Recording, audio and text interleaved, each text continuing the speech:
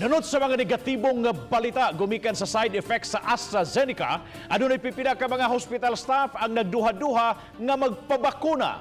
Nasayran dunay pipila nga gilabdan sa ulo, giduka ug ang usa gihilantan. Apan minus lang ang nakasinati og mga minor side effects sa mga nabakunahan. Siluan mayroon din na sa report.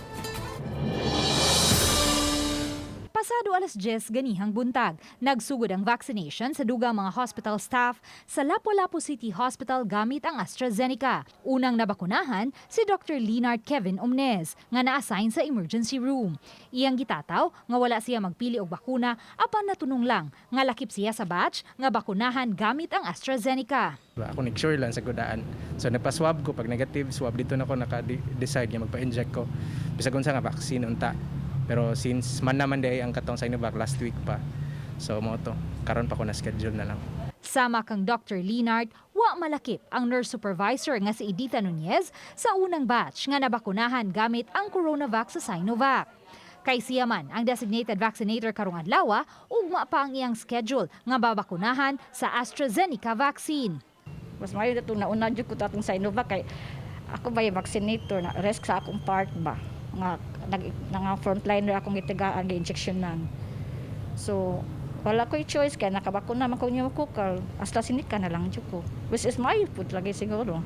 Sukwahi sa Sinovac nga igo lang sa usa ka vaccine ang usa ka vial nga may sulod nga 0.5 ml. Ang AstraZeneca may sulod nga 5 ml matag vial ug gikinahanglan pang moabot og napo ka mga vaccine aron dungang mabakunahan sila og tagsa ka dose.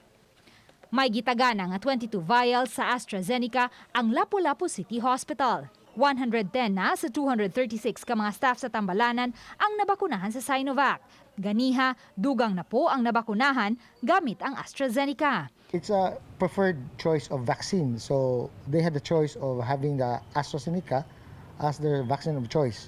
Gahapon, 20 usab ka mga hospital staff ang nabakunahan sa AstraZeneca sa Santa Rosa Community Hospital. Aduna sila'y 82 ka mga staff apan dili tanan mabakunahan kay 15 kanila natakbuyan sa COVID-19. May mga staff usab silang nagduha-duha nga magpabakuna. Human mabalita nga adunay adverse side effects ang mga nabakunahan sa AstraZeneca. Importante na ito mga tag-hospital kay we are the frontliners. Ang tanang tao nakatutok sa atoron o kanang kita'y nagpatira or dili sa kanang maong bakuna. Kay usang ipunta makakumpin mga tao kabuta ng katuwang 70% nga maka-reach kanang herd immunity natong. Sa unang batch nga nabakunahan sa AstraZeneca, may usa nga gihilantan apan naayo ra dayon samtang ang uban giduka sa Sinovac vaccines. 12 ka mga staff sa hospital ang gilabdan sa ilang o. Nagduka, nakasinati og localized rashes sa bukton apan naayo ra human makainom og antihistamine. May duha usab nga nakasinati og soft stool apan nawala ra human makainom og tambal. Uban ni Marlon Melgazo, Luan Merondina, Balitang Bisdak.